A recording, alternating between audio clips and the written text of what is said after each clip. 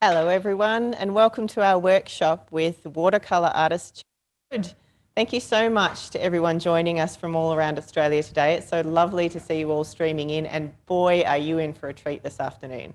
We had a sneak peek during a little demo that we had this morning, and my goodness, Cherry is just absolutely extraordinary. So we hope that you've all got some materials set up and ready to go, and we're ready to get into it. Before we get underway, I'd just like to acknowledge the traditional custodians of the lands on which we're broadcasting to you from today, the Ngambri, the Ngunnawal and the Ngunnawal peoples. And I'd like to also extend that same respect to any of the traditional owners of the lands on which you're coming to us from today. So let's get underway. Normally, Cherry does these workshops in about 5 hours, so we're going to be a bit pressed for time. 2 hours today. 3 days. Over 3 days. 3 days, sorry. Oh my goodness, I didn't even appreciate what we asked you to do this morning. An hour and 40 minutes. That's because it takes in all the drafting. Right. And as everyone who's drafted their image today knows, that takes hours and hours and hours. So the painting part's relatively the quick part. Wow.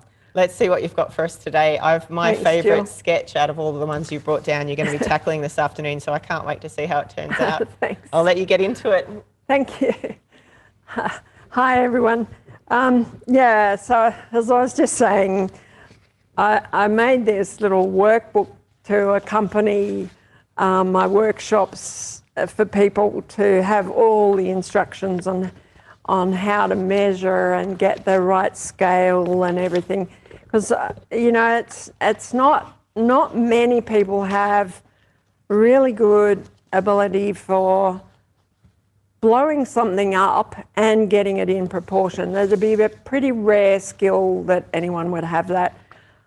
I don't have that skill. I think I love to use the measurements and the proportions, and just little things like having an eye space between the two eyes is important, and the nose is the width of the space between the two eyes. Just all these little simple tricks that are spelled out to my students in a live workshop. A great photo is really important to start with, and you can get really great anatomy pictures from the internet nowadays and blow them up, print them out on your just home printer. I've got a laminator that costs $29 from the post office, so you can have all these little helpful things around you. You don't have to have it, fabulous skills.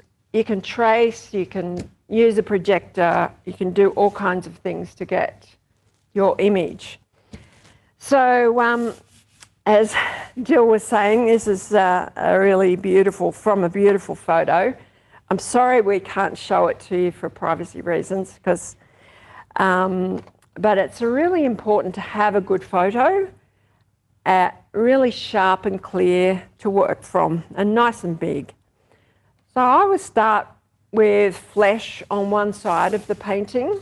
The photo is shaded just on one side as it is, but if it wasn't, I'd make up the lighting, because with watercolour you have only the opportunity of the dry white paper for light, so I just leave one side. You've got enough to do with the other side and getting that sorted. So I'm going to put the flesh colour, which is mixed up. This is the recipe, Naples yellow, white in the same quantities, titanium white, brown and alizarin crimson and French ultramarine, Van Dyke brown, of course, just all those dark colours that are on your list. And then the flesh goes straight on, go around the nose and close to the eyes, because the eyes will have shadows. I put the flesh onto the shady side of the painting because this flesh colour has white paint in it. The white paint seems to protect the paper from the dark colours. So that gives you a lot of scope to move things around after you've put the paint on. And I find with a portrait, to get a really good likeness, it's often fiddling and coming back after a few days, leaving it to sit, and there's a lot to getting a good likeness. So here I'm putting the paint on, I'm holding the brush really lightly and I'm pulling the bristles away from myself, and I'm letting the paint simply fall out of the brush rather than pushing the brush around or micromanaging. It's just falling out of the brush. And as soon as I do a brush stroke or two, I'm back for another refill of paint. Always do the neck at the same time as the face so that I've got the right colour. And it's hard to come back later and find the exact same colour for the neck and the ears. Jill calls this little one the pixie photo. She's got great ears. Yeah, I she's love her got ears. huge ears and they stick out a lot. She's very cute. I'll put that aside. Need plenty of space around your painting with all your gear. I've already mixed up the washes. I'll put that aside now. That's just to show you the recipe for the paint. I'd say there's probably 1/10 of that in the smidgens of dark colours so that you get a nice pale. Even if you're doing somebody who's dark, I always start with the pale colour because a good painting depends on light. Light's everything in a painting.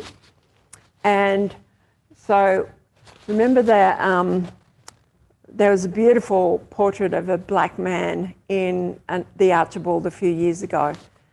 But it was beautiful, even though he was very dark, it was beautiful because of the light. And it's magical. And, so please, think of light when you're painting, even for the face. So that's about all the flesh I need for now. So I'll put that right aside so I don't accidentally dip into that when I'm trying to wash a brush or something. Just going to soften the edges now. So I'm washing my brush here with some fresh water. Sorry, Cherry, could you just repeat the skin colour recipe? It's a nice way of saying sure. it, isn't it? Recipe? It's titanium white. If you have Chinese white, you need twice as much because it's translucent. Naples yellow, Van Dyke brown, alizarin crimson, and this one's French ultramarine, which is a blue. Thank you. And mix it well before you add water, and add the water very gradually till you get the wash. So now with this relatively stiff brush, I'm just softening the edges. We can get these really great little stiff brushes from Montmartre because quite often these ones are now a bit too soft. This one works really well too. So we want to have the effect of a roundness here. So we'll have dark flesh and then a pale flesh and then the light on that side.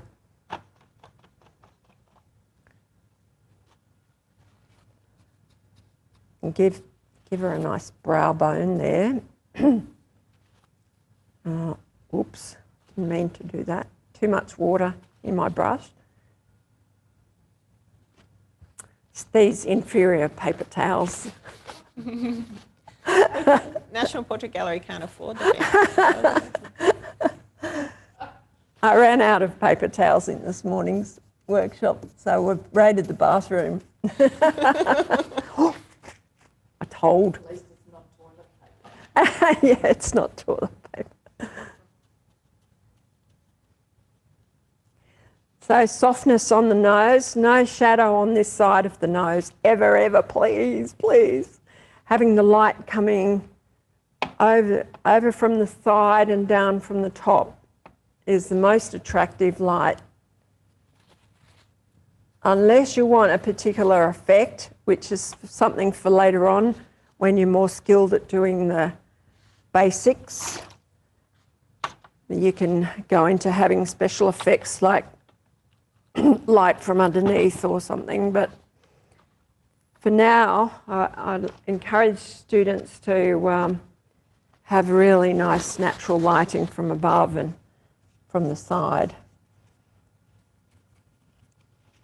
So definitely softening the edges of the paint with this nice stiff brush. Leave the nose dry for the time being. Just take a bit of light from the ears to model them. It's a bit like doing a sculpture sometimes, I think, that I'm like modelling by taking the paint off. And take a little bit of paint off the cheek here where she has light shining on her cheek because it's coming down and catching on there. So I like to have this little container of water so I can get the brush cleaned very quickly. And I don't get too much water everywhere. That said, I do have a lot of water everywhere. I seem to have filled up this. And you can see some nice marks coming up in this already. That's dried, so because this brush is nice and stiff, I can give it a little bit of a scrub there and dry it, soften the edge easily.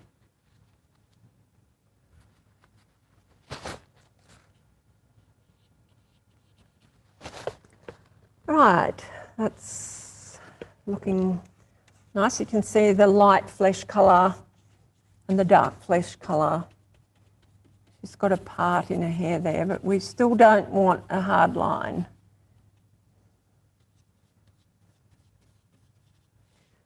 Okay, now the shadow colour, I've mixed up the three colours here. These are the three same dark colours that are in the flesh mixture, but more, of course, there.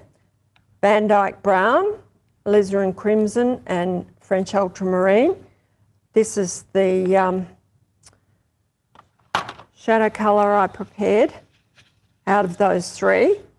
I could change this to by adding more brown, more red or more blue.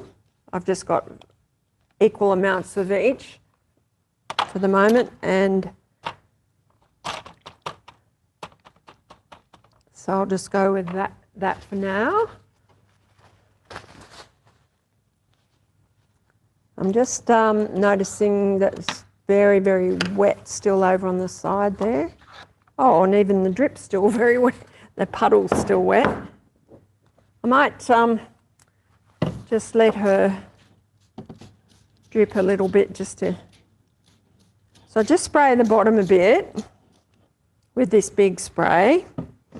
I've got the fine spray here, that's more for other effects, and let it drip down. You can also wash areas a little bit with this spray gun.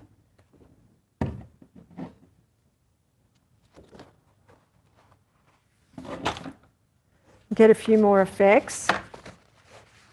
You want to do a good painting, so you want to add interest on every level. You don't think, oh, well, that's the undercoat, so I'm not going to worry about that.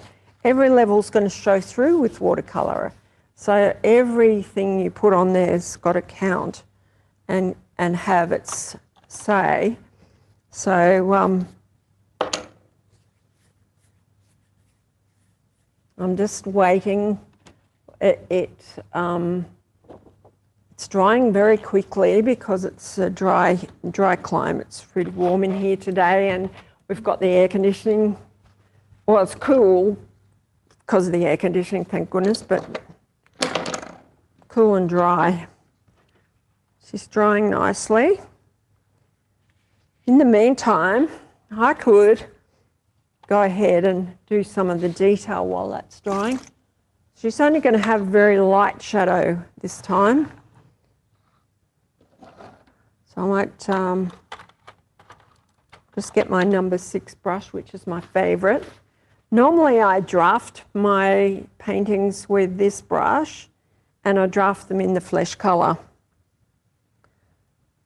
And by drafting, I'm saying that it's not drawing. I don't call this drawing, because when I'm drawing something, it's a whole different headspace. For I'm sort of feeling my way around the subject and not worrying so much what's going down on the paper. And I always think of my most favourite drawing that I did many donkeys years ago with my left hand, and I'm right-handed, because I wasn't worried about thinking, oh, I've got to make a good copy of this thing. And the drawing, I love it because it's sensitive, it's beautiful, and it's not overburdened with the copying aspect. So I call this drafting because underneath this painting, which is so loose, as you can see here, the painting part is very loose, washy, and free, really. But underneath is a well-drafted face. And so that's what I like to do, is that juxtaposition of the two things, and that's the effect I'll go for. So I'm quite fanatic on getting a good likeness. So that's why I've developed that measuring. It came initially from my really enormous paintings that I used to do 20, 30 years ago, that even though you could project things in those days, I couldn't project that big. And so I started doing this measuring, and I used the same technique that Chuck Close. I used an all-over grid at first, but it's very tedious. I can tell you that. And also because I like the white background of my paintings, I didn't want to have that grid mark to try and eradicate later. So I started to hone back on it and ended up with one long strip down the middle for the proportions as they went vertical to scale up from the photo, and then a different scale going across came later, actually. And that's what I've developed, and that's what I teach today, because I like projecting for students. I think I like students to use that. But I also, for me, I like to use my measuring technique, because I can do that in 5 minutes, and it takes me much longer to fiddle around and get USBs and images and get them the right size and project them and all that. And then at the end is I've got this pencil drawing, or draft.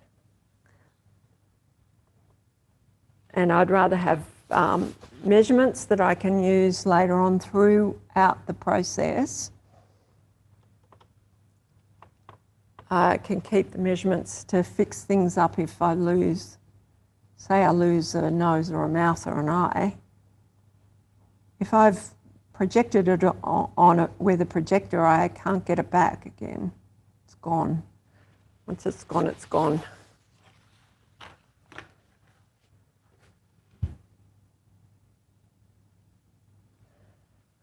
Okay, so I've just put some extra detail in with this nice mixture that I've got here, which is the same colours as the shadow colour, but not as much water, obviously.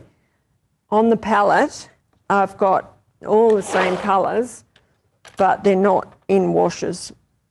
That's the wash of the shadow colour, and this line is the three colours that are here, just as they come out of the tube, more or less. Tiny bit of water, but not much. So just for the detail. And also they've gone over flesh. So the fact that they're very dark colours doesn't matter. They'll come off and we'll be able to soften their edges because they're on the flesh. The flesh is protecting the paper. Okay, so now I think she's pretty well dry enough for the shadow colour. So I've got another one of these 5cm brushes that I can use for the shadow colour.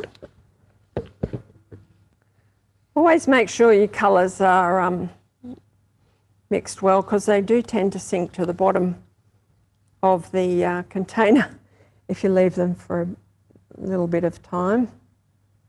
Especially the flesh colour. I always think of titanium white. Titanium's metal. Of course it's going to be heavy. And yeah, it settles on the bottom. I'm just going to do a little tiny bit of shadow on her. Just down one side of the nose. I never like to see shadows on both sides. A little tiny bit of shadow here. And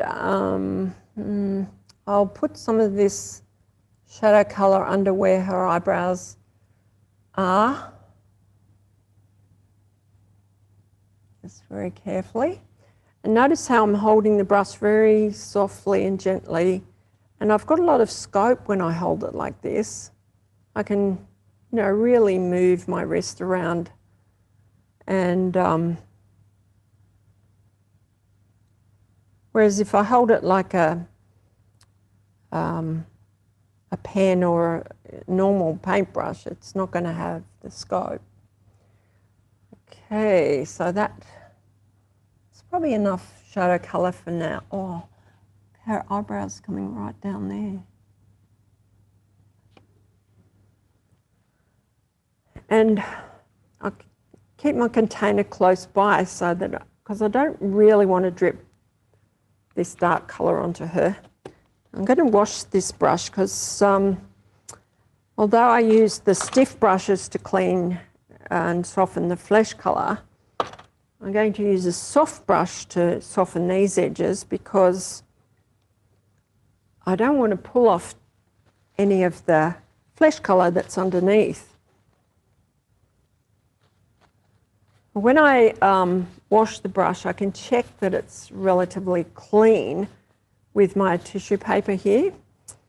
And I'm cleaning, I've got a bucket under here for the slops to go in, the dirty water. And it's a good idea not to put your dirty container on the painting, too.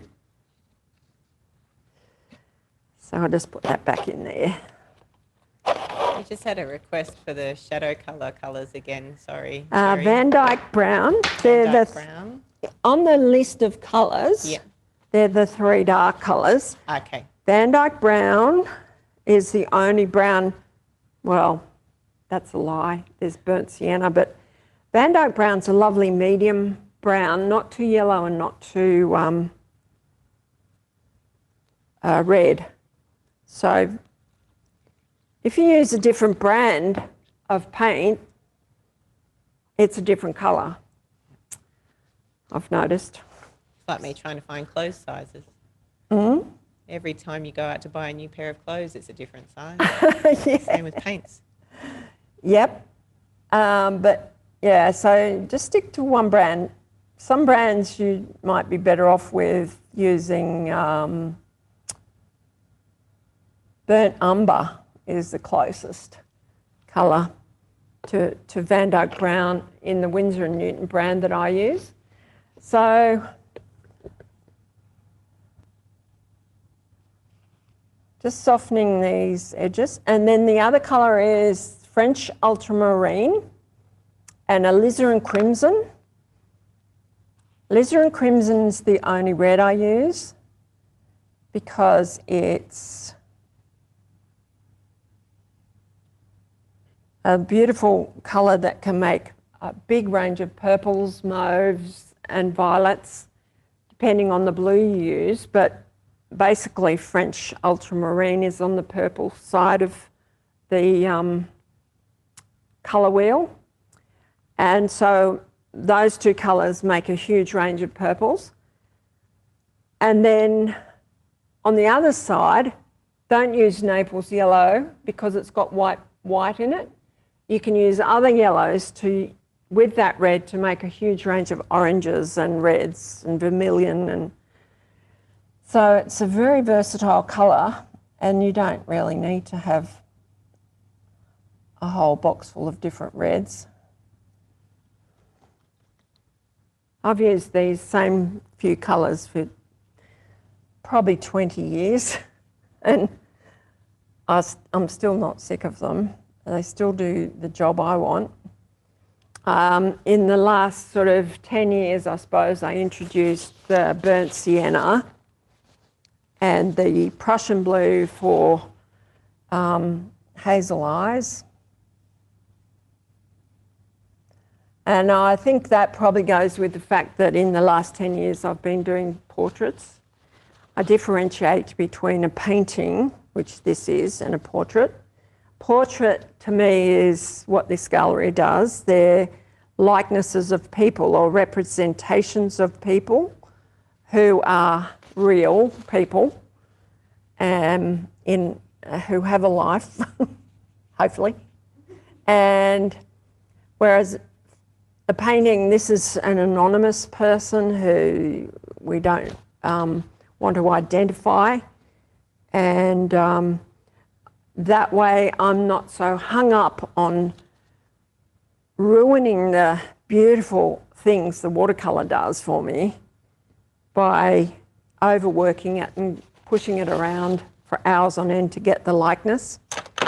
I mean, that's why drafting in the first place, drafting for your likeness in the first place is really important if you're doing a portrait. Oh, sugar. Just got a bit of a mess. So now, just looking for the right brush here. Just going to put shadow colour on the end of her nose. I left the nose dry, as you recall, and so now I'm going to, I need some clean water, here it is. Now I'm going to put some flesh on there before I put the shadow colour on. So I'm not going to have shadow colour straight onto the paper if I can help it, because it will stain and I will not be able to move it if I don't like where it's fallen. And I won't be able to soften the edges of it. So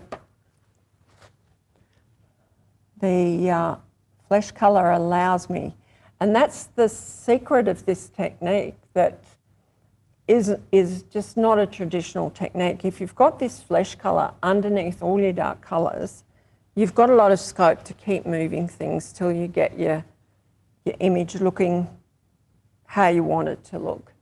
So that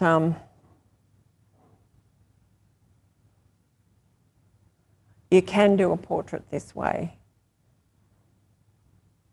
I find portraits take heaps longer as well, because I'll go away for a week and put the portrait aside, come back, still doesn't look exactly like that person.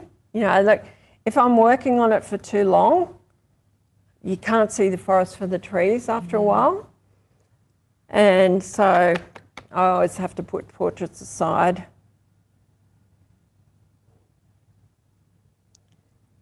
Eliza's wondering, you use the non-permanent for the, how do I say this? Alizarin. Alizarin crimson. That's a fantastic No, word. if I'm doing a portrait, I always use the permanent. It's very expensive. I keep it in a sealed container all the time, so it's never wasted, because it's a ridiculous price. Right. Today, I'm using the non-permanent. It's going to fade after about 50 years. The permanent doesn't fade for 100 years. Okay. It's very high quality. Even the non-permanent is fabulous paint. So, but for a portrait of somebody that somebody has commissioned me to do, I'll get the expensive. I'll use the expensive paint. I used to use the permanent all the time when it was a reasonable price, but now it's crazy. It's like the 640 gram paper. $40 a sheet is ridiculous. So that's why I don't use that anymore. And I've fallen in love with the buckling as well. Okay, I'm pretty happy with the way these paints are mixing together. The colours are mixing. I'm just going to let the shadow colour drip a little bit. If I want it to drip just in a certain place, it'll be all right to drip onto this top now that I've already messed it up so much here. I'm just going to pour this off the edge because I don't want this part to drip. I only want that part to drip. So I'll just let it drip from there. So this is quite a good trick to just have, and now I can encourage the drip like I did before with the flesh colour. I'll just spray it a bit to encourage it to drip. Yeah, that's quite good. So I got rid of a puddle that was there of the dark colour, used it to good effect without having to put the tissue on and sop it up. And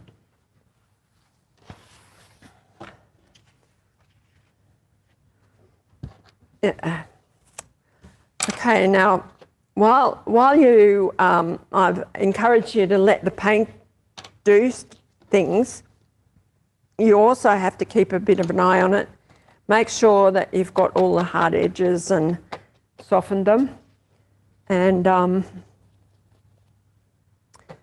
just going to show you this brush. I'll just give it a bit of a clean here because I used it to mix my paints in the wash. This is a stiff synthetic bright. Bright is the shape. And the synthetic bristles are very stiff. So it's small and easy to use for softening detailed and pushing paint around in small detailed areas. So now her ear is a little bit better shape. Let's get that bit there, soften that back.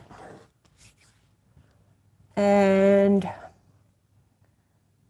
yeah, so really handy tool to have. And I've acquired a few in different shapes and sizes. So for example, this one would be really handy if I want to clean those little bits out of her eyes there.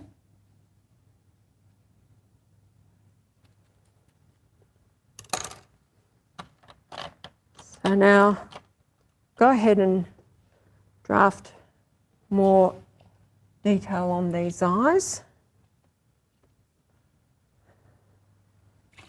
Yeah, so we can have a close look at these eyes here, Mark, if you'd like to. So people have most difficulty with eyes, and I do too. They're the hardest part of the whole painting. I'll give her, what colour will I do her eyes? How about do blue eyes? Mm-hmm. She actually does have blue eyes. So. put these big brushes over here. Put the flesh right out of the way so I don't accidentally knock it. So I've got all my small brushes here. Now for blue eyes I use the French Ultramarine because it's more the colour that I can use to make a greyish blue, and natural blue eyes are quite often more of a greyish blue rather than a turquoise colour, which is more of the hazel look. So I put the colour, just cleaned a little patch there, put some colour out, then just knock them back to greyish colour with some brown. That's the Van Dyke, which is that medium brown. You can see there that it's just a nice medium colour. Then make a mix. And you can see how it's very watery. And I'm using number 6 as, just check that my arms aren't filthy. I've already made enough mess on this painting. And I'm going to colour in this whole area, but she's got light coming across here, so I'm going to leave plenty of light on the iris on the light side. So I've got options later to put the light where I want it to be. I like to use the paper for the light wherever I can. Look, she looks more human already with eyes. Just with that one iris, she looks better already. And it's just a colouring in job, but it's, excuse me, it's a wash. Oh, I shouldn't cough right into that. I shouldn't do Oh, this. that's okay. Yeah, colouring in, but this is a wash, so it's going, the paint's sort of falling out of the brush, trying not to go over the edges. Do you like a drink of water, Julie? I have water. Great. Thanks, yeah, thanks for reminding me. No worries. And I get the paper and turn it from side to side to make it more convenient for my hand to be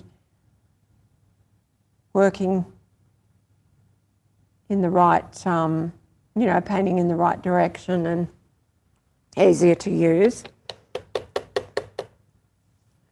So that looks beautiful already. There's already looks a personality gorgeous. coming out. It's fantastic. Yeah. She looks fierce, doesn't she? Look at those brows. Ah, yes, she's got a beautiful face. Mm-hmm. So now I'm going straight in for some black. These two irises have a nice wash on them. So the black does not need to be too watery, or I'll end up filling the whole iris with black. So I've taken it off straight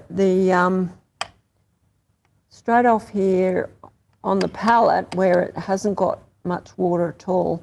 It got a spray just before I started, so you can see as I put it on, I'm just touching so that it hopefully falls out of the brush.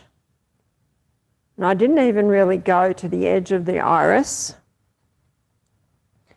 because I knew it would run to there. Now I'm filling the brush again for the other one.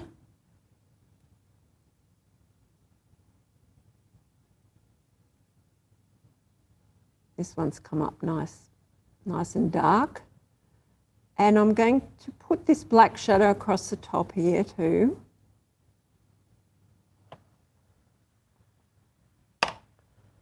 And now I'll put a black shadow over the top here. But this is the only place I'll use black.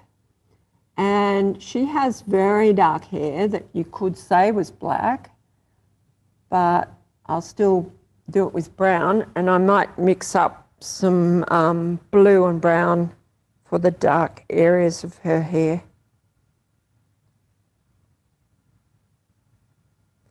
So you can see the whites of the eyes are looking a little bit too graphic there. I don't like that look. So I'll show you a few tricks to fix that up. So this nice little small container, I can just bash this brush on the bottom and get it cleaned very, very quickly here. And ready to keep working with.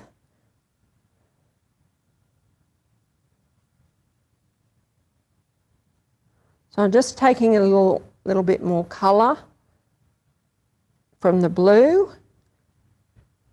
and the brown for a nice, I'll tip that up so you can see,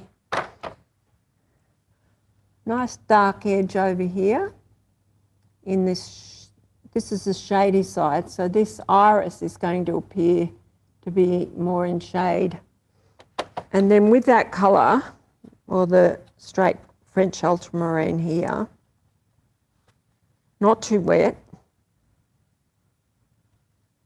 just right, you just get it, test it, and I'll put a little bit straight into here so it has that sort of window effect. Soften the edge. It's a bit hard to see because the eye's not very big, but you want a nice soft edge on the light that's in the eye. Don't have it too harsh.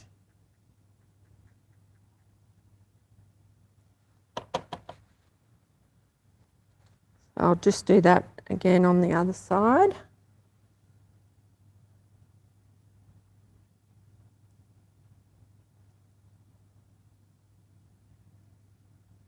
So no matter what colour the iris is, I still would use the French ultramarine to go into that light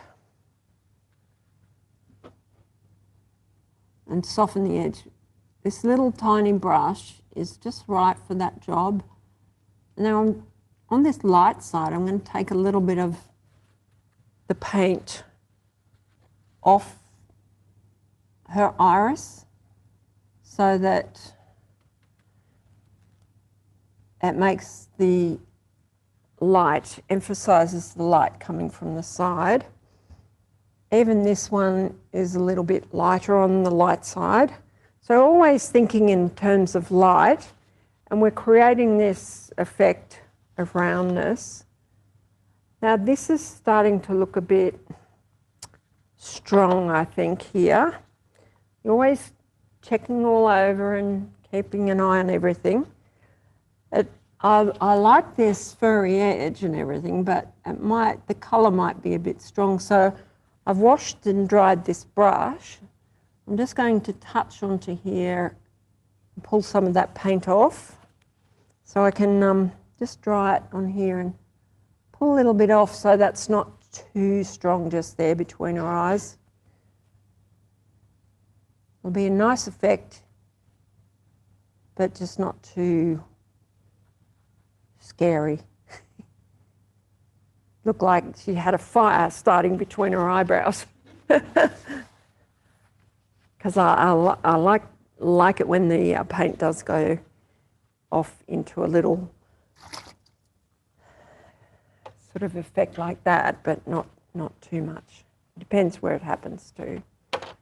Okay, fresh water again. It's probably every 5 minutes that you need fresh water. These drips look quite good. You can help them along. They're totally manipulated. They're not my angst or anything silly like that. It's not my expressionism coming out.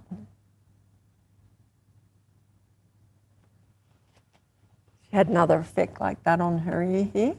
So I've just pulled that back a bit, just to suit the anatomy.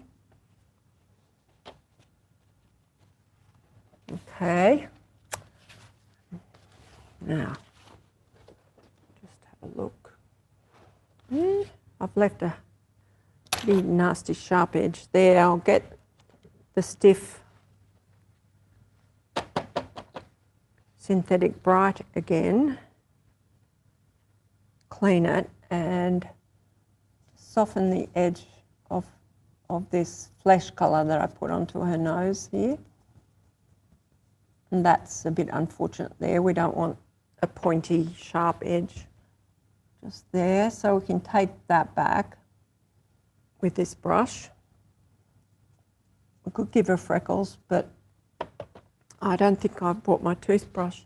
That's the ideal thing for freckles, of course. Just like when you're in kindergarten, you get spackling.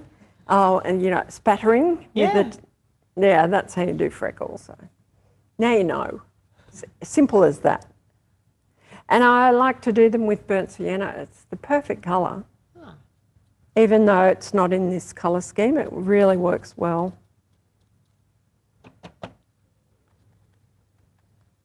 Sherry, we've had a question Yep. saying that you mentioned that you leave the work for a week. Can the bottom layers still be re-wetted and reactivated? Yes, the beauty of the watercolour paint is it can be re-wet, and wet it with a brush. Don't spray it unless you want a really rough freckly effect. Don't spray the face. Just wet it with the very soft brush if you need to. Ideally, you should be able to just paint whatever you want to over the top of it. But depends, you know. You've got scope to change it completely if you want. I wish you were able to see the screen that you have doesn't have our audience on it, but I wish you would be able to see the people who have left their cameras on, which we absolutely love. There's just so much studious concentration going into their creations. I can't wait to see them all at the end. It's so lovely to see. That's beautiful. All right, so back to the eyes. They've settled in there nicely. I can see that the iris is dried.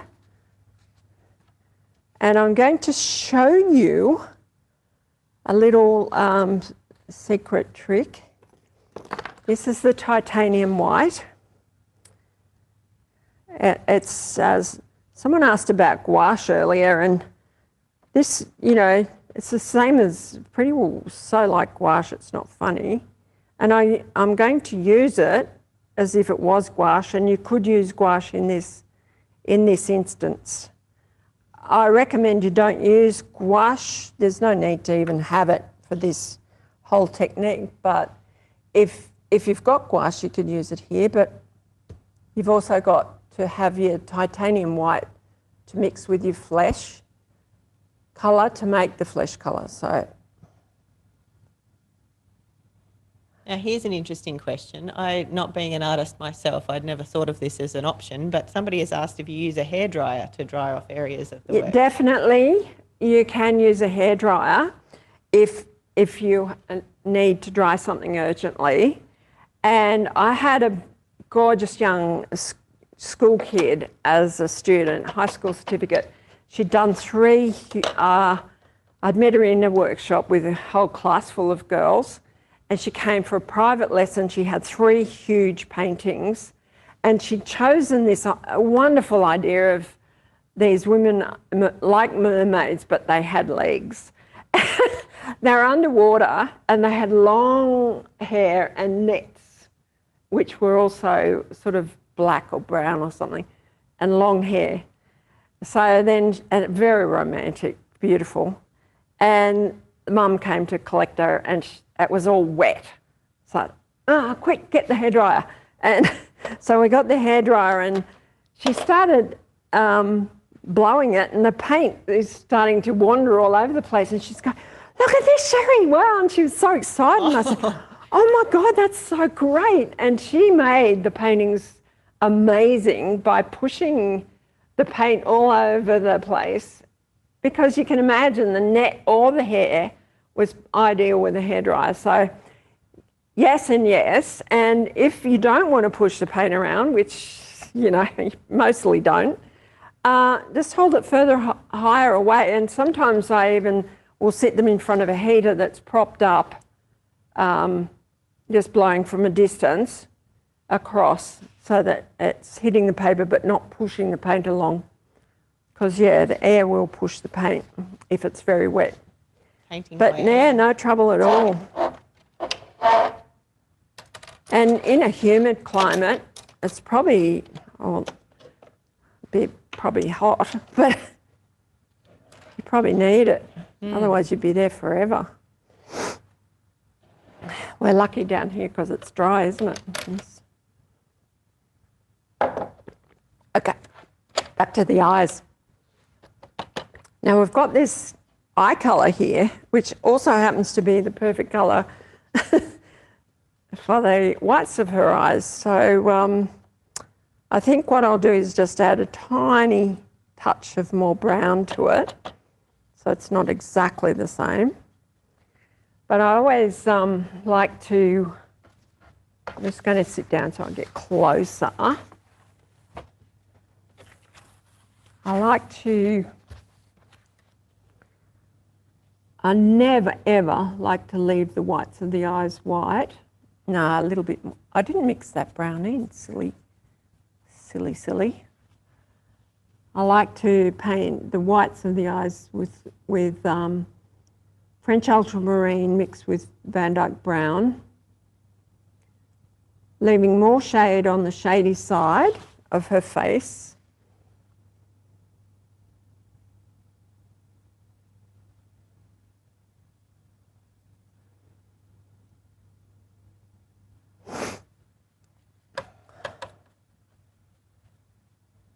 I'm even going to drop a little bit more paint in here underneath the eyelashes there for the shadows, and I'll drop a little bit more here. You see, it's just dropping out of the brush, so I sort of roll the brush in the paint, which is the wash. Now I'm going to put it on this side, but on the lighter side, oh, see how that just went purple, mauve? It's because I grabbed some red out of here. We don't really want it to be mauve. Wash and dry. And so you always have to have your tissue close at hand. You don't want to have to go searching for it when you have an emergency like that was just then. It's such a tool that's part of the painting process. It's not just for cleaning up.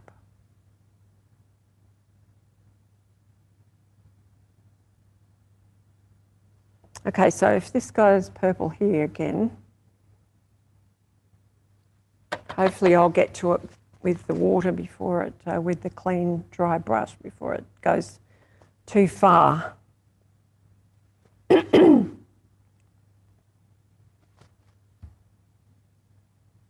So on the lighter side, I'm taking a lot of the paint back off the, and I'm drying my brush in between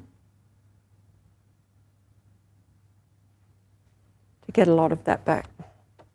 And then let's have a look at what's happening over here. I think I'm only going to take it off on this part just here. And I always like to do it in line with the light in the eye.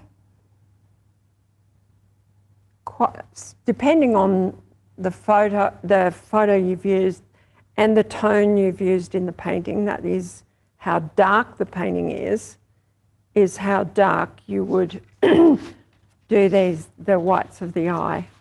Now I'm just going to tip this up a little bit to get that, because the paper's buckled just here, tipping it up to push that shadow back across.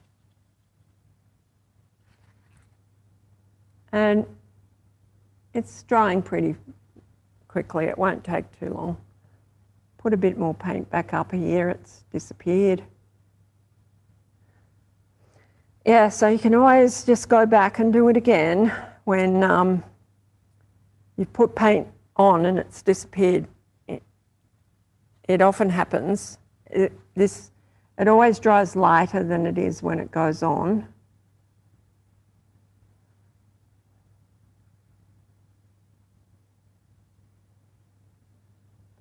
Just fixing up a bit of the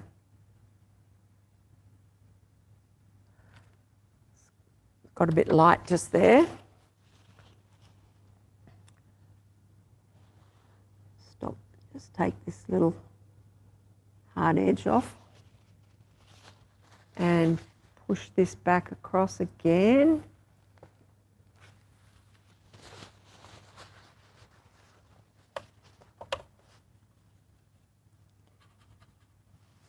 And I'll just put a nice dark shadow here, so leaving the light catching on that part of the eye, and then this line that I'm putting is where her eyelashes come from, I should say. I've got it upside down, so the eyelashes are coming to it. And on this side, I'm just going to do some little pale eyelashes in this reddish shadow colour. If the brush is not fine enough, you can just squeeze it with your fingers. Get the painting just right for your hand to be pulling away. You can practice on another piece of paper, or you could practice in the hair. Just get your, don't inhibit yourself by having the painting up the right way and going, oh, I can't. For me, it's impossible for me to have the painting up this way and do those eyelashes on that side. I just can't. I can't do them this way. The painting has to be upside down. I can do these eyelashes, but even then, I like to be nice and close. I do them in the brown, even though she has black eyelashes. I always do them in brown, dark brown. You can see it's very dark.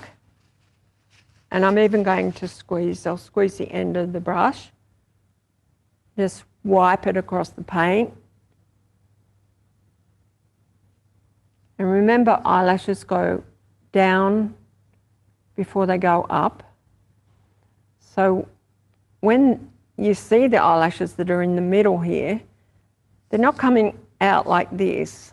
Please don't ever do that. That's really not on. Because the eyelashes went down there and then up there like that. Then I can come in with a little bit of black, just at the bottom of the eyelashes, just where they come out of her face, out of her eyelid. It's still a bit wet just there, so that should take up a bit of this black.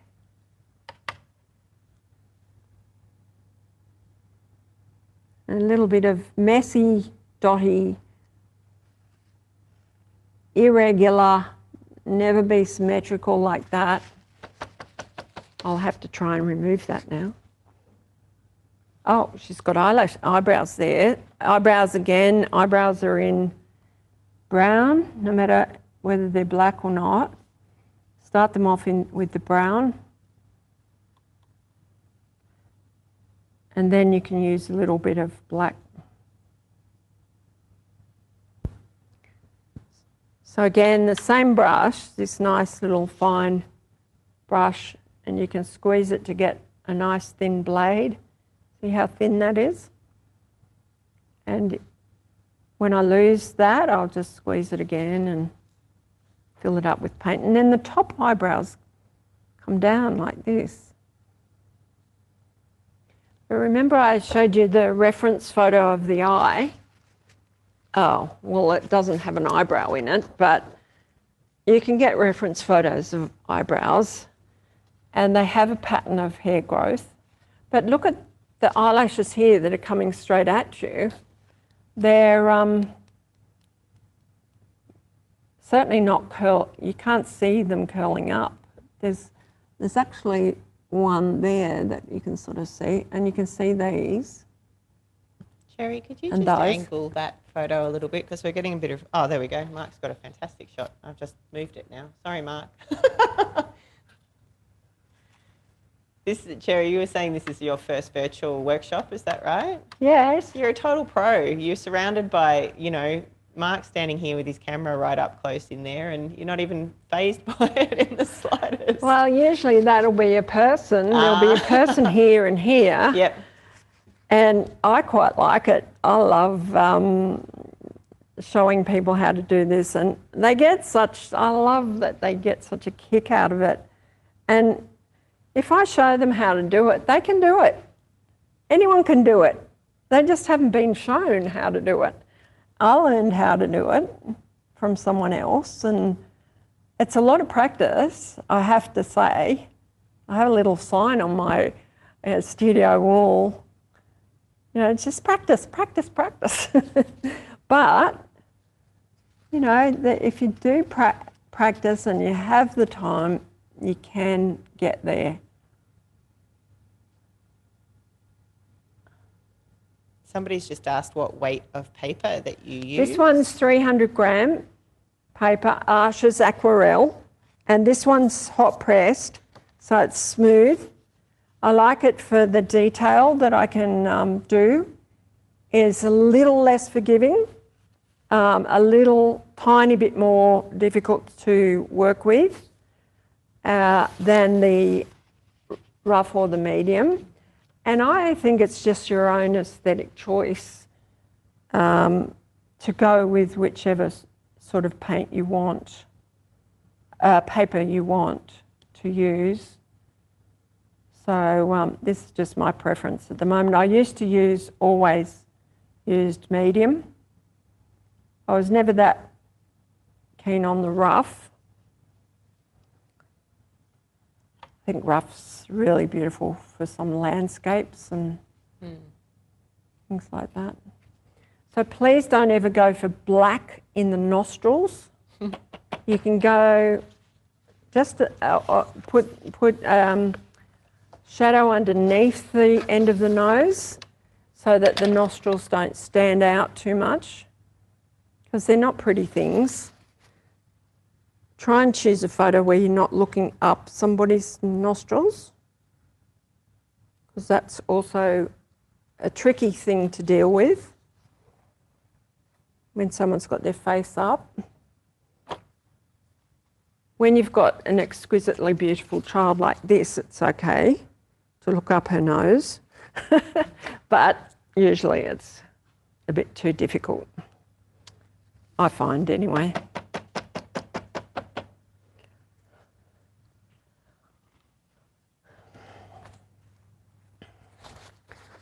Okay, now the stiff brush again, I'm just going to take a little bit off here. I'm going to fix this, fix these fake eyelashes I did here.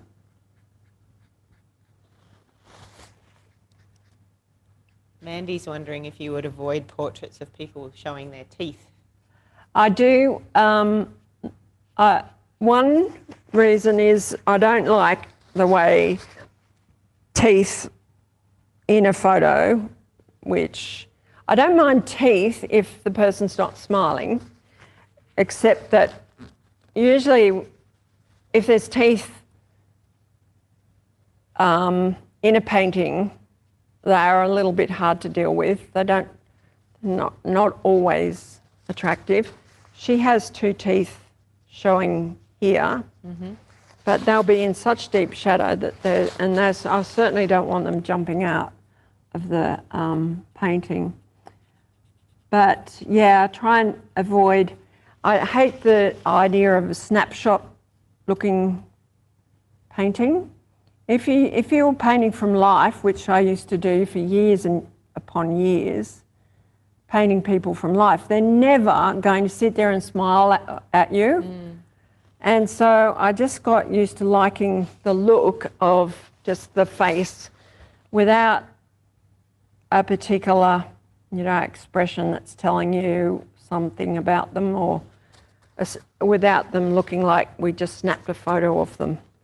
So yeah, it's just my personal choice. that.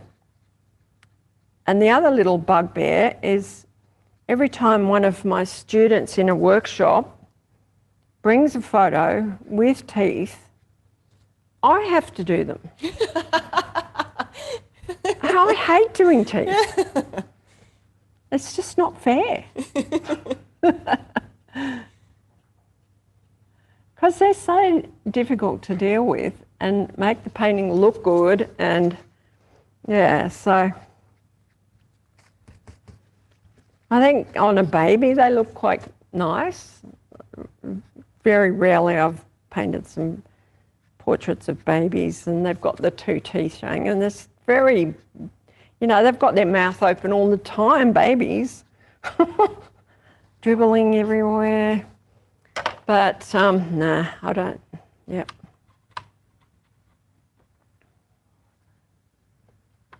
I have a little blurb about that on my website, the teeth thing. I'll look it up and pop it in the links. Okay, just going back to the eyebrows here. Her eyebrows do come down a long way. She's got amazing, beautiful eyebrows.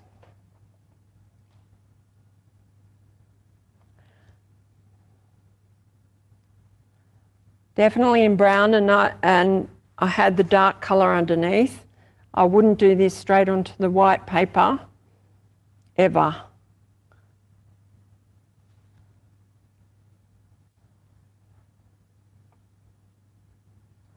And if they're blonde or have a bit of light, I can take some of the background colour out with this beautiful sharp synthetic brush.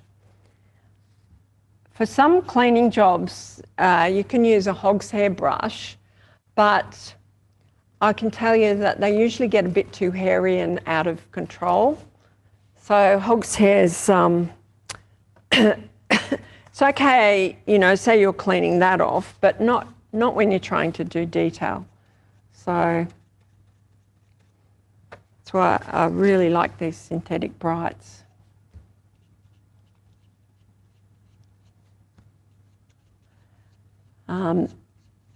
The first one I ever found was made by Neef. It was a beautiful brush. Neef's a German company, but very expensive. And now this one's made by Art Basics and it's $15. But it'll last for a long time because it's very strong.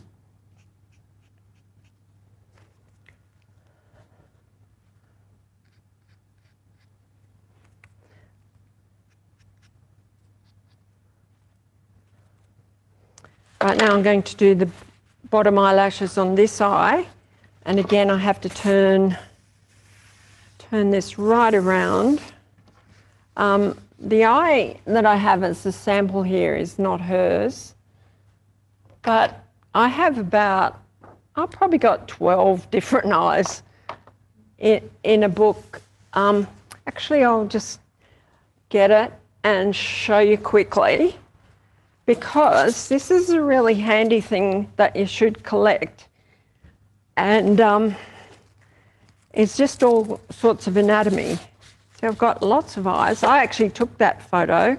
Here was a portrait I was doing. And look at the detail of those eyelashes. Aren't they amazing? They're coming straight to you. So they look quite straight up and down. Whereas this one looks just more normal. Ears, mouths. And that's a child, and it's got a lot of wrinkles, which you might not think of in a child's, or maybe it's not a child, it's got a bit of hair there.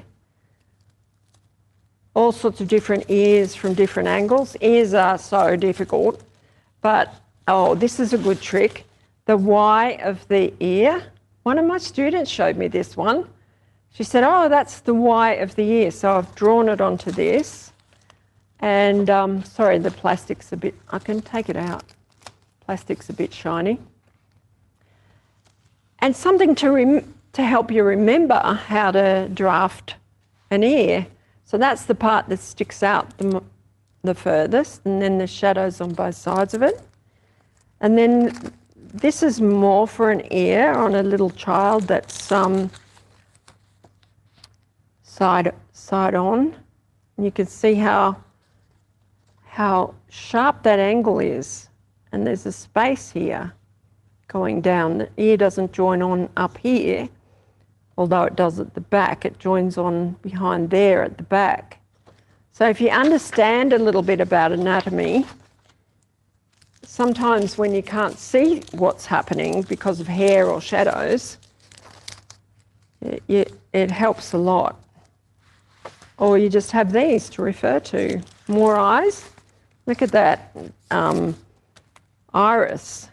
A lot of photographs have photoshopped irises, so if you see it very blurry and everything else is sharp, then it's probably been photoshopped and faked. But I don't think this one has. This looks very realistic. Yeah, so really handy. And this is really great. They're different nationalities. And because I've got this technique described in my book of proportions of faces, as different as all these faces look, the proportions work out the same way, that there's an eye space between each eye and the nose is the same width. It's just quite uncanny, really. So we look so different, we all look so different, and yet that proportion's the same. Children and adults, it's the same. And you think, oh, some people have got really big noses, but very often they've got really wide spaces between their eyes as well. So yeah, it's really great. Now, those eyes are dry enough now. I can put the dirty brush. I love to be able to check that the brush is clean by using these tissues. Got just over 45 minutes, Cherry. Oh, great. To go. Hasn't time flown? Yeah. So I very often put a little bit of red or pink up in that corner.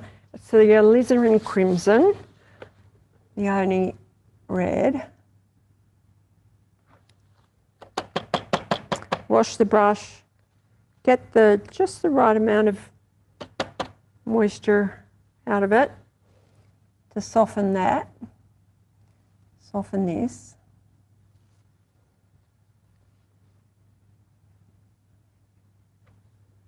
So if the brush is too wet, that's just going to run everywhere, and if it's too dry, nothing happens. So you'll learn over time with practice on this one. I can't give you a really good way of, it's just practice and trying different things that you'll get that.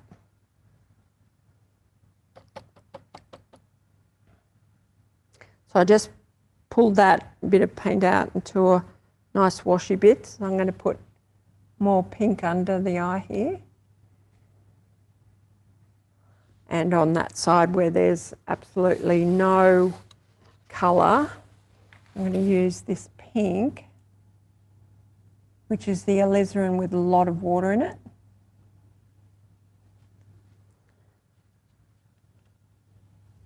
I just like the look of pink around the eyes. Now, because I've just done that, now I'm going to wash this clean, get some clean water. And this is nearly empty. Whoop, it's empty. Bit too full.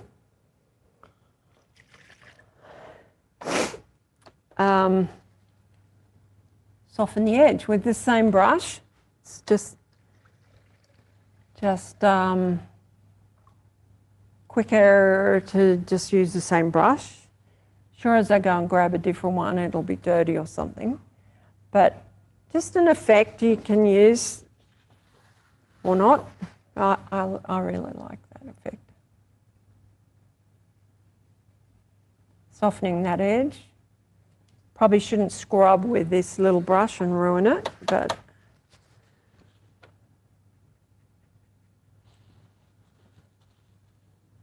I buy these ones by the packetful because I just use them all the time. Just try and dry some of that water up.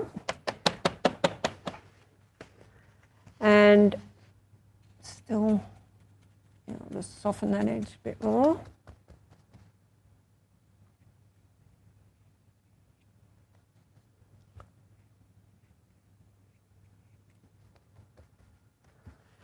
Okay, I'm going to, I think I'll just draft the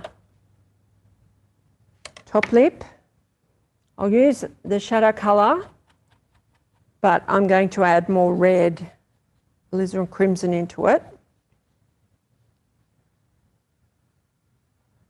So I've got that ready-made, slightly dirty colour for the top lip, which is in shade more than the bottom lip.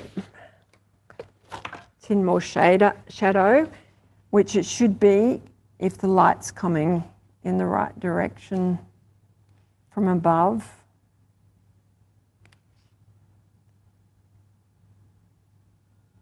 Sometimes, you know, there's photographs where the top part of the nose is really dark and the light is shining under the nose. Well, then you'll get a shadow across here and a shadow across here,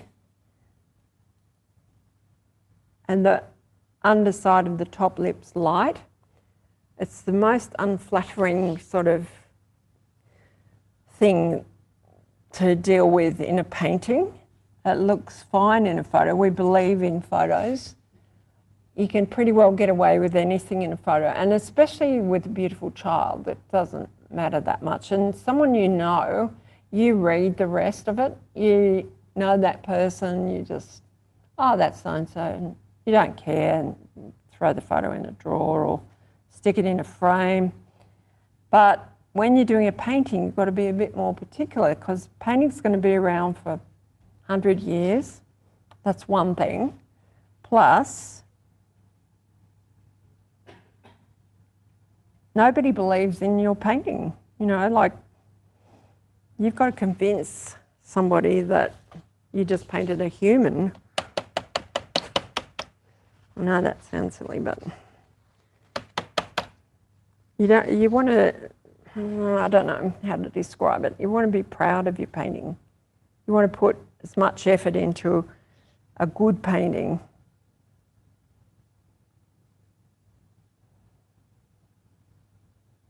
Because they take hours and hours to do.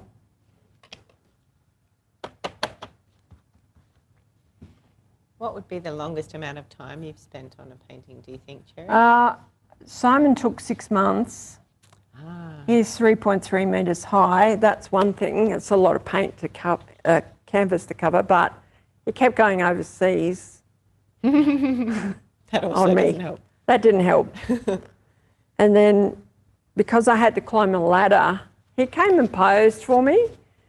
As back in those days, I thought, you know, I was doing painting for the Archibald. The rules were that it had to be from life. So he came and posed for me when he was around, and he'd sit there. He was the most delightful young man. He was only 20. He'd crack the funniest jokes. Some of them were dreadful. And I'd tell him, Simon, you can't say that. And I used to scream. And so I'd be up and down this ladder, because I started the painting, I drafted most of it with him there. And then I was,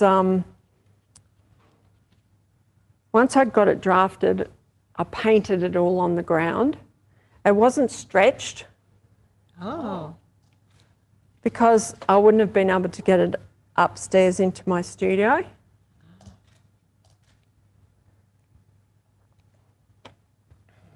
I'll pop a link to that portrait in the chat so people can have a look. Anne wants to know how you paint eyes with glasses. Helps if you paint young kids, I suppose. But Well, you can use masking fluid, I think it's called, masking fluid. And so you draft the glasses and then mask the area with masking fluid, but put the washes on very quickly over that area and take the masking fluid off, because I did that once many years ago and I've never painted anyone with glasses since. And I left the masking fluid on and it ripped all the paper when I took it off a few days later. So it was a very bad experience. So I haven't done that again. So just be careful. Watercolour artists use masking fluid all the time. And I just was inept at using it. And so don't take my experience. But yeah, it put me off using it. I've never used it again. I think read up on the instructions before you use it. That's always a good idea. Something I never do. Now, just at the moment, I'm taking the paint off completely where that it comes across her ears. Oh, and that's something else. It depends on the colour of the glasses too. You could do this. And you probably want to draft them with pencil rather than paint, so that they stay there in place while you're doing the washes.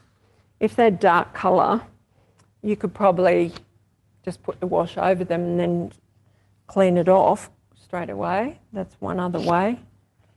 Yeah, I don't know, just with difficulty, I'd say. Fiorella wanted to know if you wet and allow the paper to dry before you draft. If I what? If you wet the paper and let it dry before you draft the painting in pencil? No. No, just straight onto the dry paper? Yes. Yes, definitely. I don't wet. I also don't stretch, as you can see, and when I'm using when I'm painting a large area of a huge painting, I'll wet before I'm painting, but not for drawing or drafting. Definitely no. Because the paint would just go everywhere, or the pencil. Well, the pencil wouldn't go everywhere, but it wouldn't work either, I don't think. I think it'd be a bit of an issue. So I'll just do this bottom lip. I'm going to leave light over on the light side coming down this way.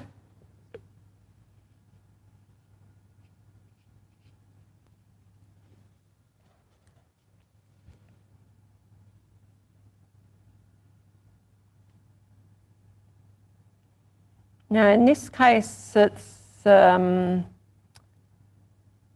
colour, the top and the bottom lip are similar in colour, but I'm just going to add some more, I'll just clean a little bit of this off and add some more crimson straight in, alizarin crimson, so it's more red, and drop it in. Very beautiful effect of the paint just running and spreading by itself.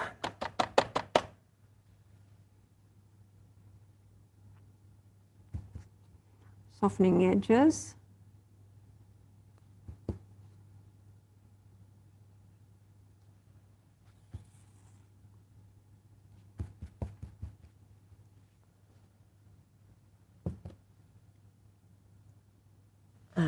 bit of fluff.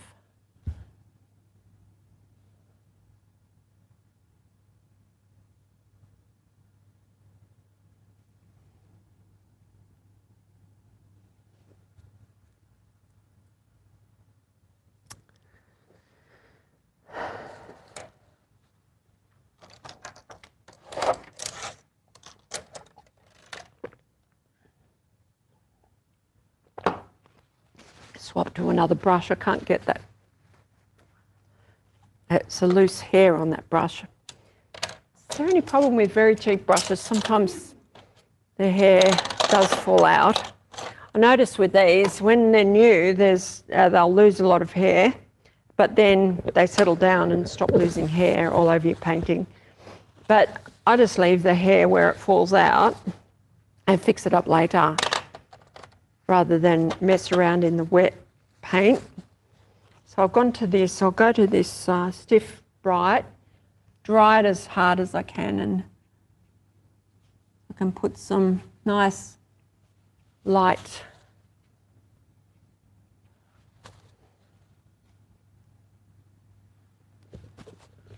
lines into her mouth.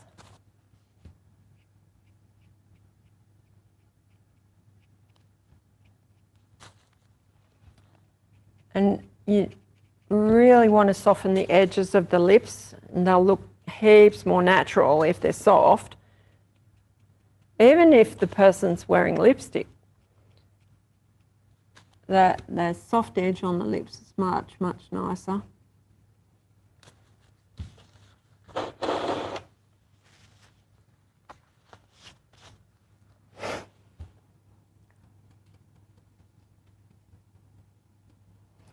So what would you do if you didn't have this nice stiff little brush, which quite a few people might not have?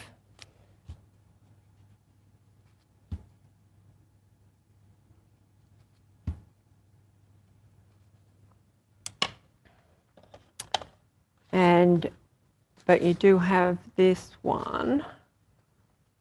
I bought so few brushes.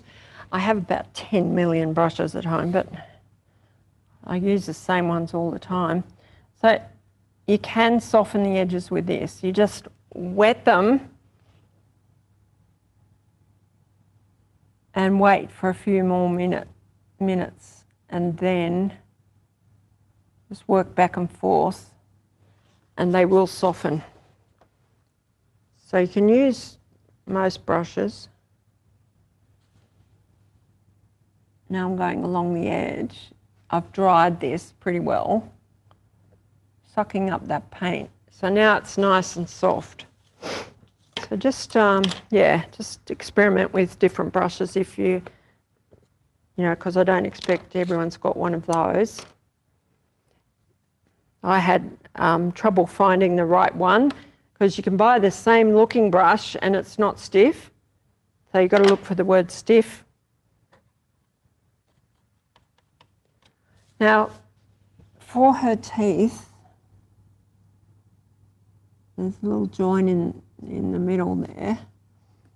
And she's got these two big, silly looking teeth in the middle.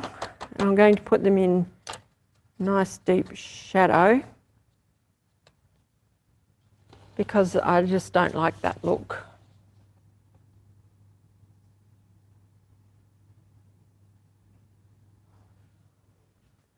So I quite often just use straight Van Dyke Brown for the shadow, but I've used a little bit more blue.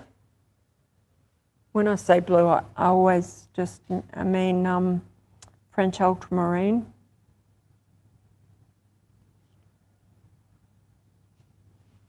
Yeah, now they don't look so bad.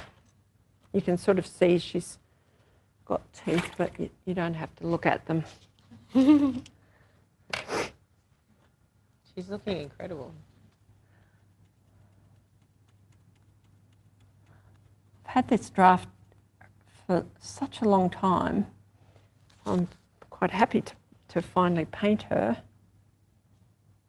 So you can mess around with the mouth, put a lot of detail, and it's lovely that we've got that little bit of extra time today, because you can really work it.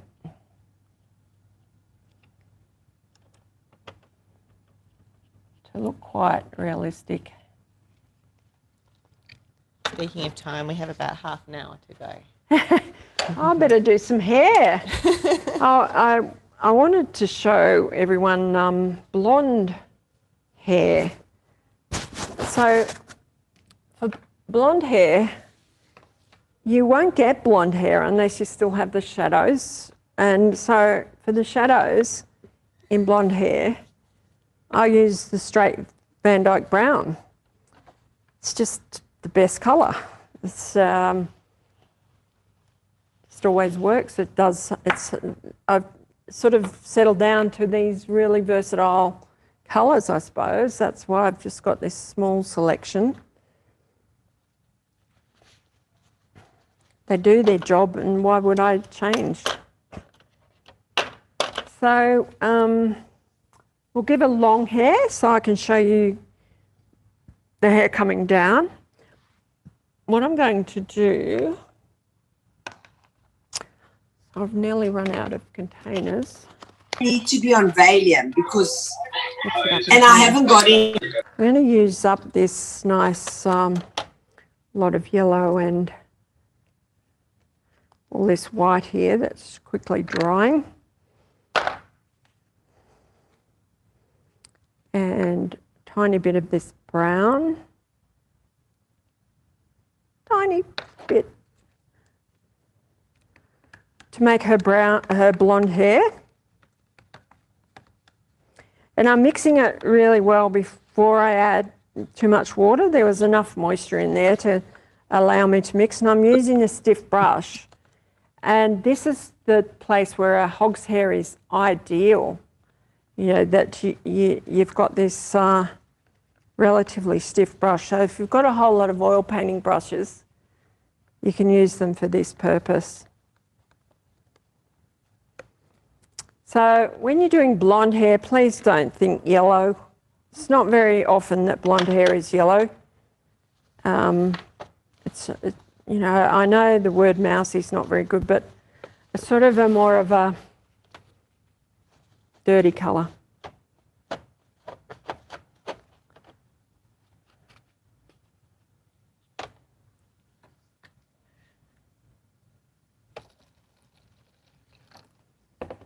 And I did use the Naples yellow, but remember that Naples yellow has a lot of white in it already when you buy it. So I've got this colour here. Might be okay. Yeah, I think I'll go with that. And then I'll go with this for the shadow colour.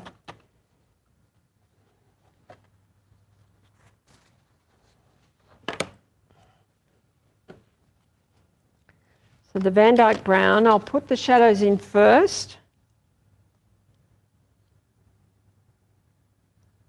And they'll be at the back. So she's going to have long hair coming down. Some will come down the front and some's coming down the back.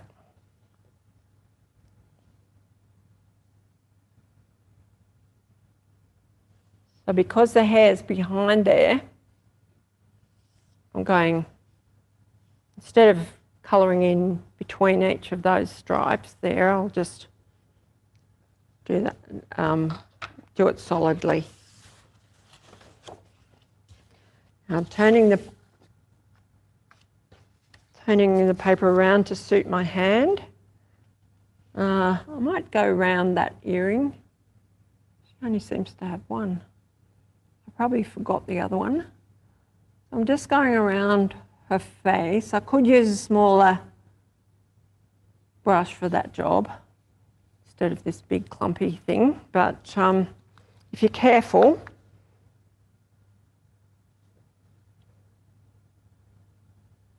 I'll have to colour in that bit with a small brush, but okay.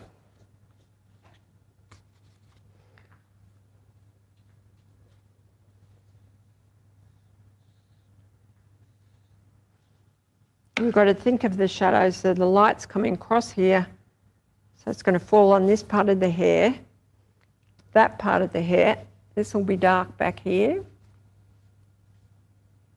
And that'll be dark underneath.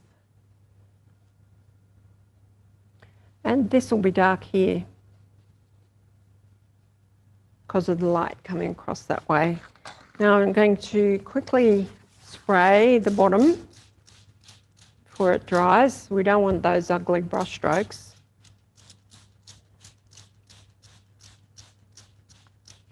Dried very fast, didn't it?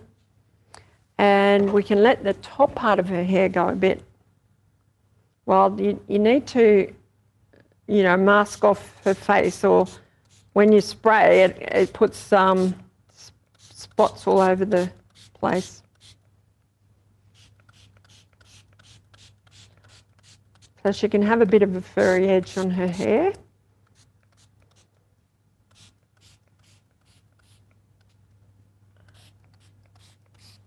And I'm going to let it drip off. Oh, have I got any? It's okay. Put a bit more on.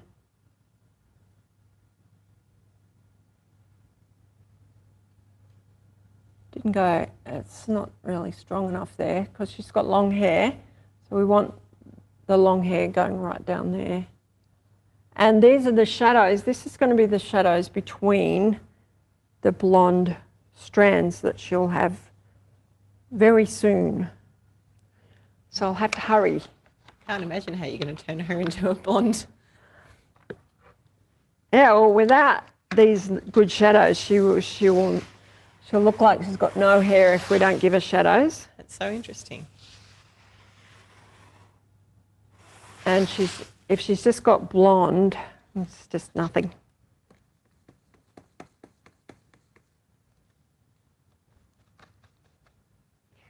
This is really beautiful, delicious close-up when you... So gently holding the brush. This is a nice... Actually, I'm putting the flesh into the hair colour. Might as well use it up. This is like edible. So delicious.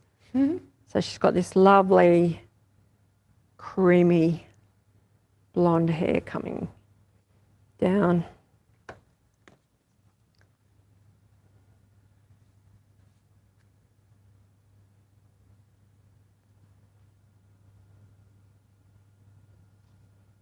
I've got to try not to get too much onto the brush, too much of the brown, because her hair's getting darker and darker in the pot.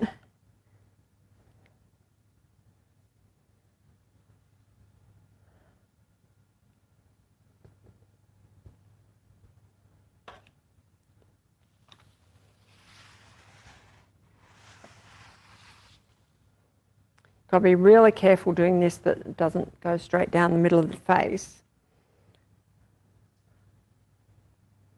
That can be very upsetting.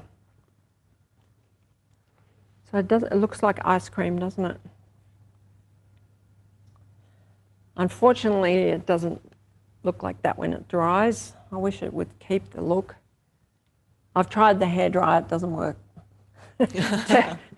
You can't instantly dry it in place. Wow, it's incredible. It's like a marbling effect, isn't it? Yeah.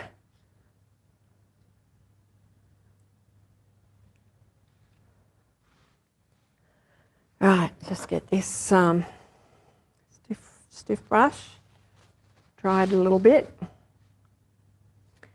so that we can just do a few little.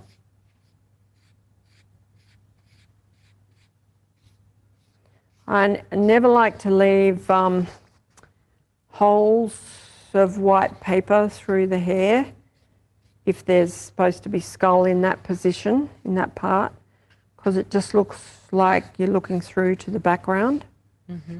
So that's just a little thing that happens, I think. Just seems to look like you're looking through it. Which doesn't matter out here, of course, but does matter in close.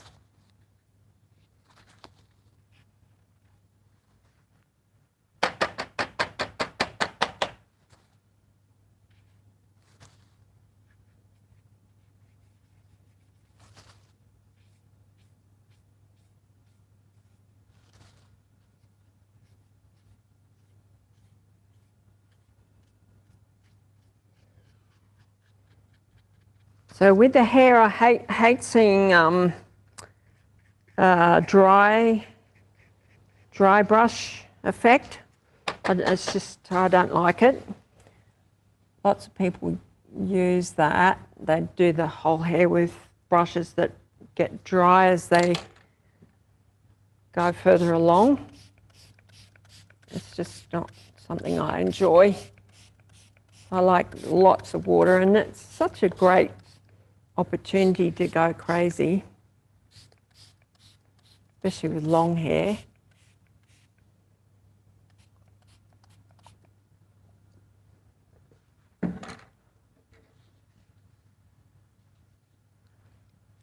Now, I think we've got more light on the dark side than the light side. That's really clever. The other thing is, you've got to be careful to keep an eye on, you don't want the hair getting too big. It looks really pretty awful too. Big hair, the big hair look.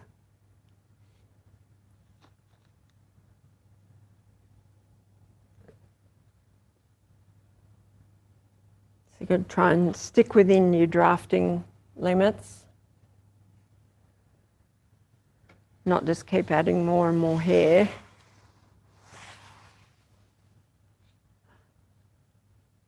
It's a bit symmetrical there.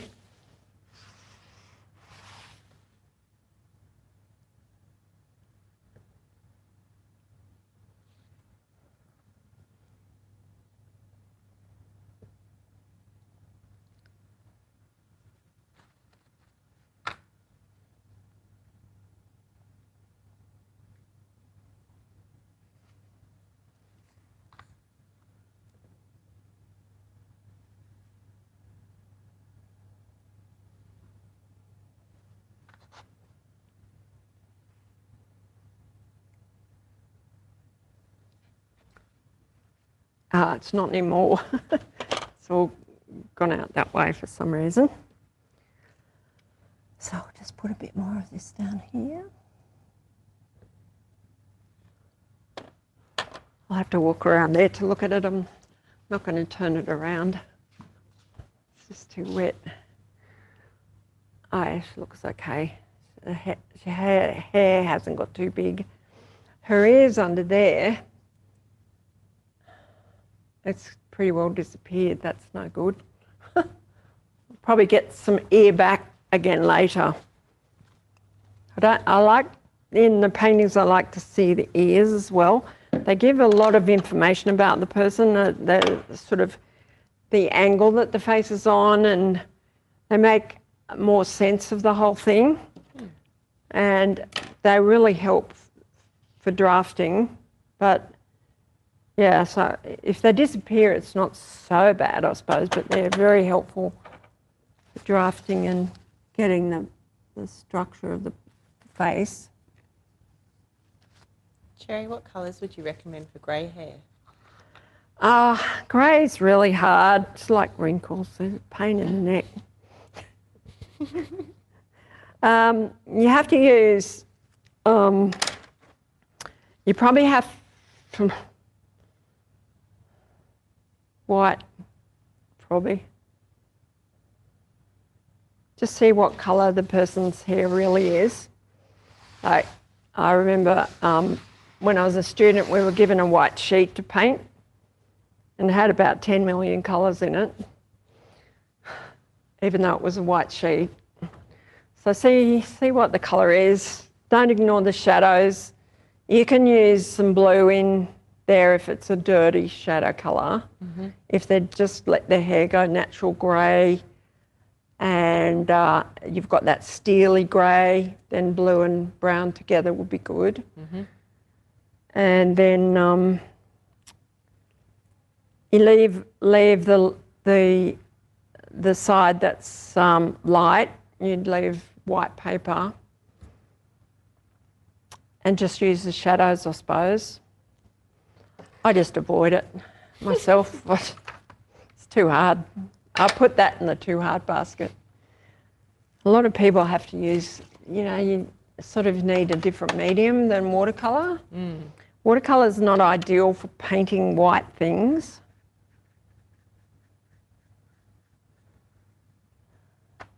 Because you don't use white paint.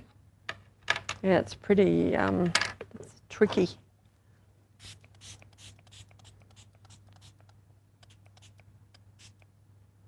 I haven't had any of my students do it successfully, because I might rescue people with teeth, but I don't rescue anyone with white hair.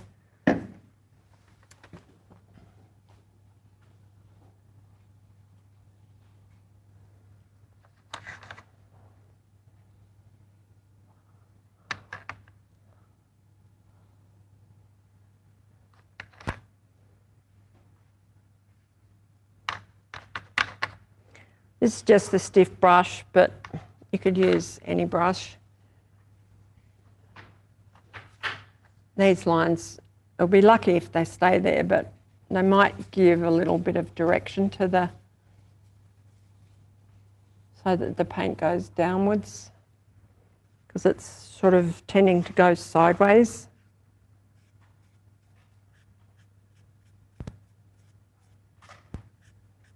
Right now we're getting a lot of hard edges just here.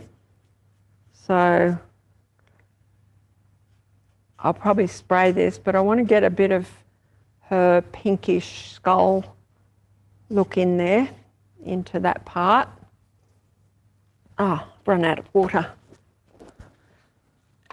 I haven't run out of the jug full of water, I've just run out of clean water. So a bit of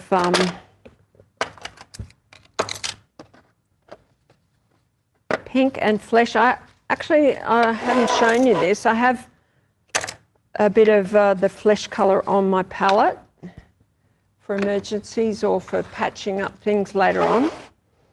Or in this case, I'm just going to use it for her part. And so it's just the mixture before I add a lot of wash to it. Put some out on your palette so that you've got it for later. It's very handy. That's too pale.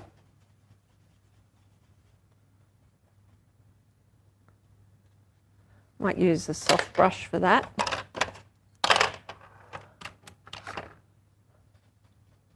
Also, if you just have a few brushes and a few colours and a few things, you can grab things more quickly, and it's just so much easier than having too many options. Because once you start painting with watercolour, it's a really fast, you need to be able to go relatively fast because it's drying all the time that you're working and things are happening all the time. Look at the change in that hair. That was so beautiful, streaky before, and now it's all just gone a horrible mess of grey. There you are, grey hair. Here's the recipe. And she's stuck to the thing now. I can drip her again, except she's stuck. I'll just go around the other side.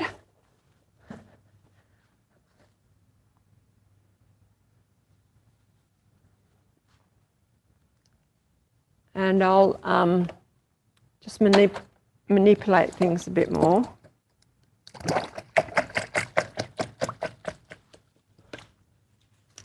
To get the blonde effect back.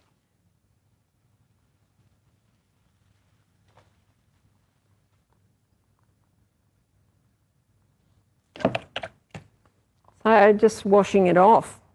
Thank goodness for this tarp. It's waterproof on the back and fabric on this side. It's beautiful.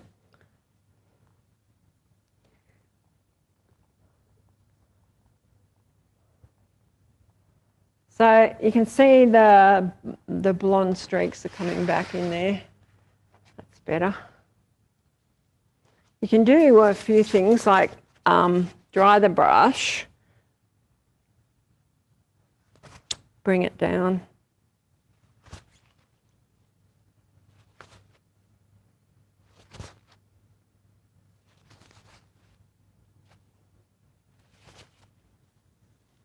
I should try and paint the other side of her face before I run out of time. This side of the face hasn't been touched yet, and I always like to leave it. The most important thing is to have light in the painting, so we pretty well forgot about this side of the face. I've left it with no paint on it at all because I want the light effect. When this hair's dry, I'm going to put a little bit of the flesh pinkish, say a bit of mixture like that colour there, down there, and definitely soften the edge very quickly. So it's just only about 1 centimetre wide around, or maybe to there, forming a shadow the shadow would form from the hair there. And I can't do that till the hair's dry. Just fix that. But I can paint on this part because the brown part there's dry because that went on first. Oh, I've gone and messed up the water, so I haven't got any clean water. Pressure's on it. Thank you. Sorry. I'll just pour a little bit in here. That one. Thank you.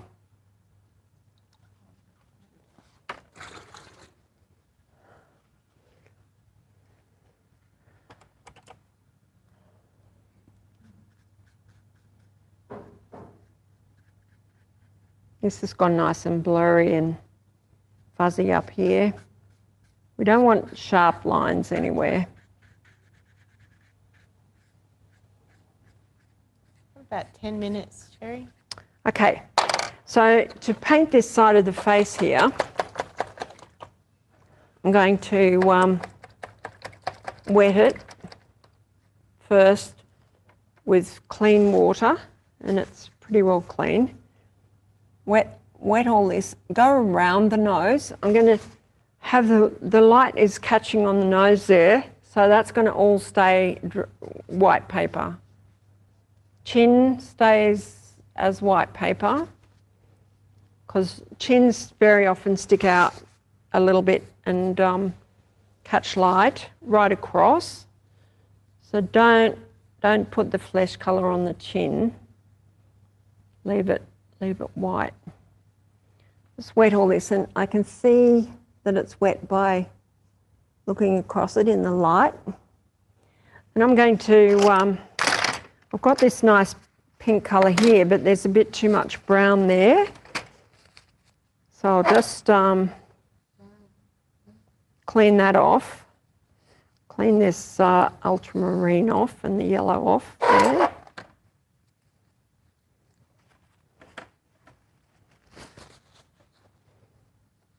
And use that pink, which is the alizarin. Bit of that dirty water won't hurt because it's just all the colours match in. I'm going to put the same colour over there. Now don't faint. I know this looks very bright, but I'm going to fix it right up. Don't you worry. Put a little bit over here.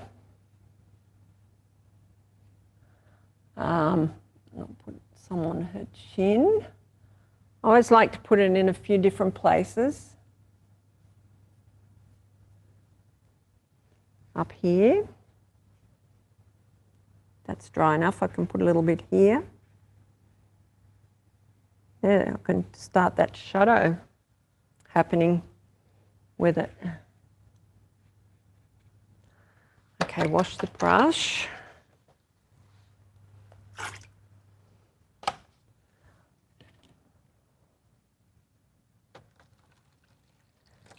So I've used a lot of water. I've got a whole bucket full down here. So don't stint on cleaning this small container. Clean it all the time so your colours don't get all muddy. So now I'm softening that edge of that right back, and then it's not going to look quite so florid and scary.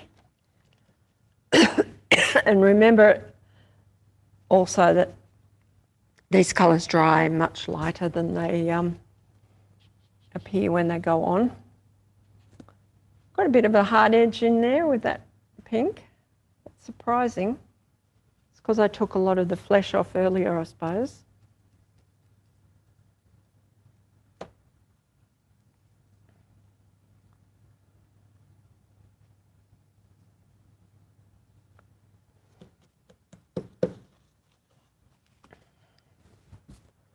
So that way we describe the edge of the nose there without actually drawing a line, because there isn't a line there.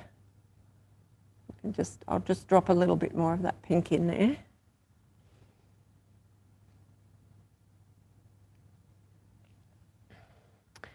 And I'm just going to put a little tiny bit more pink on her nose, on her actual nose. Soften this line here. That looks pretty bad as it is. A bit too wide. Be better to soften it, push it back with this one. This is I can't emphasize enough how handy this brush is. So I can push back here with it. So I'm actually pushing the paint that way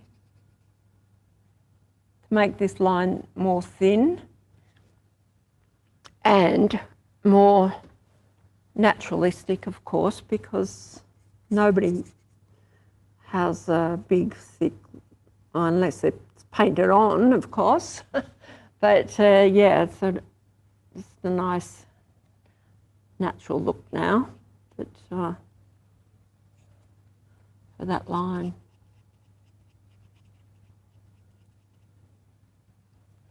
And this line here is the same. It's way too, I can't move her much for my hand to be in the right angle, so I have to be careful.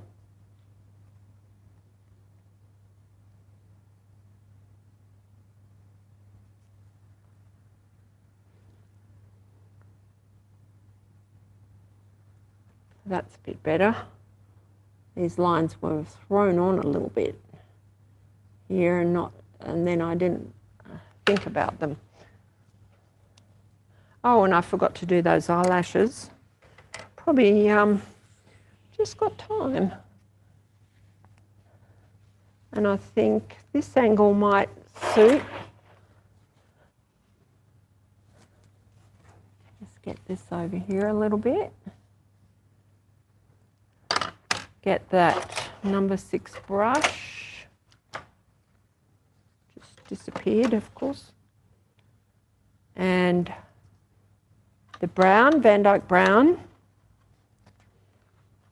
On my palette, you'll see I've quite often got brown here and brown here. And then sometimes I have black at both ends, white at both ends. Just if the palette's up that way, there's blue there and blue here, because it's a big palette. So I've got to be able to reach. So I like to have major convenient. Number 1 is convenience. And number 1 is not putting your arms in the paint. Like that.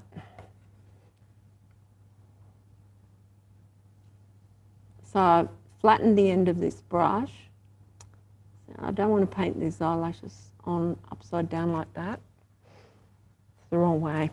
I can't do it. I have to go around the other side. Will that be all right? How's the time? We're just about done. Oh, quickly. I feel bad making you rush. Oh, it's all right. Look, if she doesn't get these eyelashes, it's not the end of the world. But They that's are how beautiful important it eyelashes. is, people, you know, that just move around your painting or move your painting around to make it more convenient and make it work for you.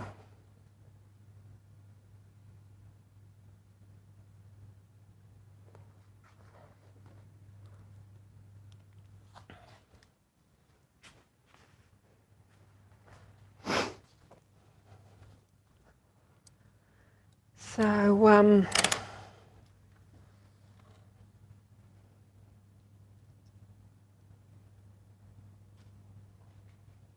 yeah, I think she's pretty well done everything I can do for now. It's too many wet areas like that. Except, you know, that I can be, can certainly pull some of the paint off. Stiff brush like this one. It's too dirty to do anything.